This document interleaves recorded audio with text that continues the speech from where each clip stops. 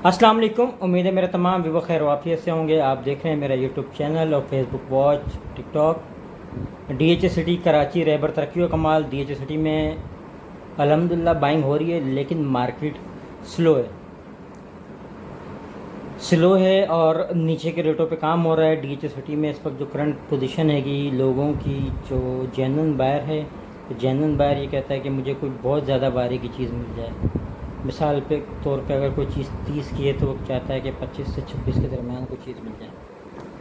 और ज़रूरतमंद सेलर भी मार्केट में मौजूद हैं, तो उनको उनके बजट के हिसाब से चीज़ें मिल जाती हैं।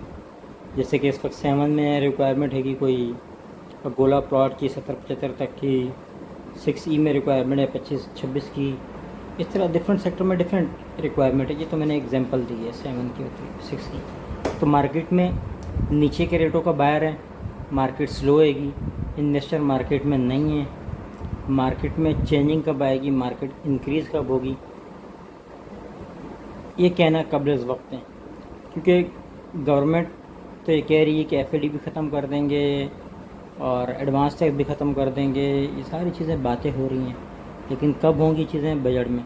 अब बजट कब आएगा ये तो गवर्नमेंट को ही मालूम है। जब बजट आएगा और जब नोटिफिकेशन आ जाएगा, उसके बाद अनाउंसमेंट के बाद नोटिफिकेशन आ जाएगा, फिर इन्वेस्टर मार्केट में आएगा। अदरवाइज़ इन्वेस्टर मार्केट में नज़र नहीं आता। क्योंकि ये जो भी बात बोलते हैं गवर्नमेंट के लोग, जो भी बात बोलते हैं कि ये ख़त्म कर देंगे, फलाना ख़त्म कर देंगे, पीछे से IMF का डंडा आ जाता है, वो कहते हैं नहीं अभी नहीं करना, रुक जा। तो सारी बातें अधूरी रह जाती हैं। पीछे भी जो मार्केट चली, जो सितंबर से स्टार्ट हुई थी मार्केट, वो इसी वजह से स्टार्ट हुई थी। वो कह रहे थे कि हम रियल एस्टेट एमनेस्टी लेके आएंगे, टैक्स एमनेस्टी लेके आएंगे, टैक्सेस में कम ही कर देंगे, एडवांस ट्रांजेक्शन कॉस्ट कम कर देंगे टैक्सेस की। लेकिन फिर वो सारी बातें IMF ने उसके ऊपर पानी फेर दिया। IMF ने मना कर दिया कि हम IMF प्रोग्राम में शामिल हैं, और जिसकी वजह से जो भी बातें होती हैं वो IMF से ही अप्रूवल के बाद ही इम्प्लीमेंट होती हैं। तो अल्लाह बेहतर करे हमारी रियल एस्टेट इंडस्ट्री के लिए। वो कोई IMF को भी रहम आ जाए पाकिस्तान के ऊपर, और वो इन बातों को कबूल कर ले कि ट्रांजेक्शन कॉस्ट कम होनी चाहिए। क्योंकि ट्रांजेक्शन कॉस्ट बहुत है और इस वजह से इन्वेस्टर नहीं है मार्केट के अंदर, और जेन्युइन बायर भी बहुत सोच विचार के इन्वेस्टमेंट कर रहा है। चाहे वो DHA सिटी हो, चाहे वो किसी भी किस्म का पाकिस्तान में रियल एस्टेट सेक्टर हो। खाली ये नहीं कि DHA सिटी की मार्केट डाउन है, overall real estate sector down है। ओवरऑल रियल एस्टेट, पूरे पाकिस्तान का रियल एस्टेट सेक्टर डाउन है। लोग इन्वेस्टमेंट नहीं कर रहे हैं।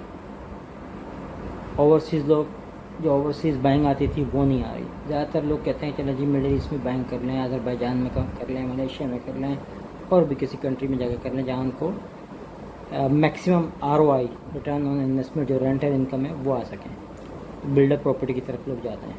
इधर पाकिस्तान में भी लोग बिल्डर प्रॉपर्टी की तरफ इन्वेस्टमेंट कर रहे हैं, बट बहुत कम। प्लॉटों की इन्वेस्टमेंट थोड़ा दूर की बात है ना। लेकिन टाइम है। देखें, ट्रांजेक्शन कॉस्ट, FAD कम होना, ये सारी चीज़ें, एडवांस टैक्स कम होना, सब चीज़ें होंगी। अब वो बजट में होती हैं, बजट के 1-2 माह में होंगी, लेकिन होंगी ज़रूर। कम होंगी, अचानक से ही होंगी, तो उसके बाद मार्केट शूट करेगी, मार्केट इंक्रीज़ होगी। तो टाइम है बाइंग का, बाइंग करने का टाइम है। अगर आपके पास पैसे खुले रखे हैं, इन्वेस्टमेंट करें। बैंकिंग सेक्टर से अभी भी काफ़ी बेहतर इन्वेस्टमेंट है रियल एस्टेट सेक्टर की। गोल्ड की बात करें, गोल्ड से भी काफ़ी बेहतर है रियल एस्टेट सेक्टर की इन्वेस्टमेंट। फॉरेन करेंसी की इन्वेस्टमेंट लोग करते हैं, उसमें ट्रेडिंग करते हैं, उससे भी बेहतर है रियल एस्टेट की इन्वेस्टमेंट पाकिस्तान की। क्रिप्टो करेंसी के अंदर लोग ट्रेड कर रहे हैं, उससे भी कई गुना बेहतर है पाकिस्तान में इस वक्त रियल एस्टेट सेक्टर के अंदर। अगर आप इन्वेस्टमेंट करते हैं, बहुत अच्छा रिटर्न आपको मिलेगा, बहुत ज़्यादा अच्छा रिटर्न मिलेगा। बहुत बहुत शुक्रिया। अल्लाह हाफ़िज़।